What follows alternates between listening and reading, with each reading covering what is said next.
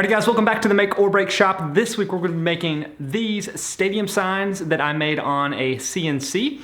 We're going to walk through some of the lessons learned and all the mistakes I made, because this is about the 10th one until I could actually get it right.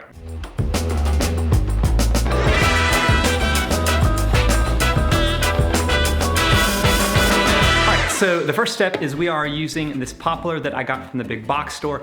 It's about 12 inches in width, and what I'm going to do is cut this down to size. This is 3/4 of an inch, and our very first step is we actually are going to stain it. So we are using dark walnut from Minwax to get a nice stain on both sides. So once we put the stain on, then we are moving on to shellac. Once we get that shellac on, then we are going to cover the board in this stuff. This is basically really big and pretty strong painter's tape. It's called Oramask. You guys can find it on Amazon. There's a link down below if you guys want to check it out. What's nice about this is it's a pretty long roll and you can put it over the entire surface.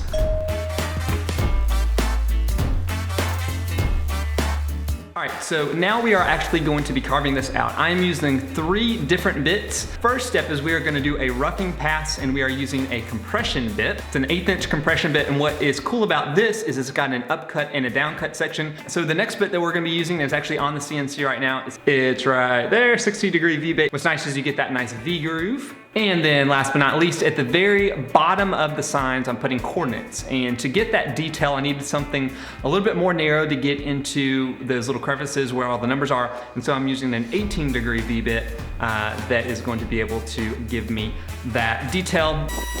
All right, here we are over in Easel. We have a 1/8 inch for our first pass, and then we have a 60-degree detail bit. For the depths on this, we're going down at a 1/16 of an inch, and then on the actual text, we are going in at a 1/8 of an inch. You can't really do multiple passes in one workspace, so you really kind of have to duplicate it. So this is the entire design. You guys can see right down here, those are the coordinates. And so what I'm doing is I'm taking that out, because when I do this cut, I don't want that. And then actually duplicate this, and then take everything out other than those coordinates. So then I can go back and do that 18th degree bit. And then now we're just going to the carve settings, zeroing everything out, and rock and rolling.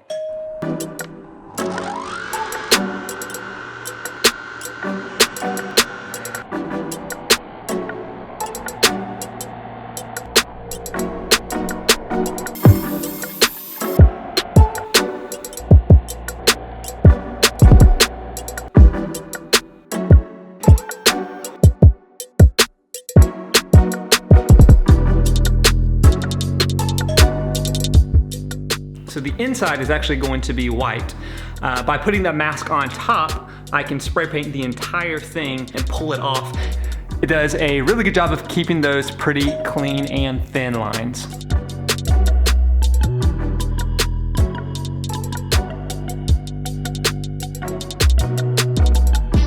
All right, so once we've got the design cut out, then we're going to put on 3 coats of shellac. What is great about shellac is it's got about a 30-minute drying time, so you can put those coats on really quick. And then all I'm doing is I am sanding at a pretty fine grit at about 320 between each coat. Then the only other steps we have left on it is adding this piece right here so we can hang it on the wall.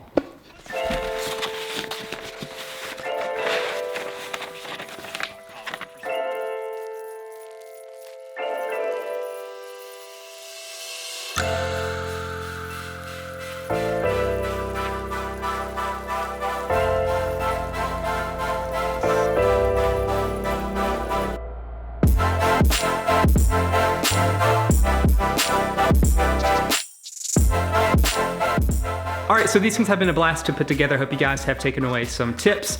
I am enjoying sending these out, and if you guys do want to check them out, I've got an Etsy store link down below. But hopefully you guys can make these as well. If you'd like to have the actual files, so you'd like to carve maybe one of these out yourself, just let me know in the comments and I can make those available. All right, if you guys like this video, make sure and hit that subscribe button and give me a thumbs up down below. Also leave me a comment with your favorite football team. So I produce a podcast with makers called The Make or Break Show. You guys can check that out right there.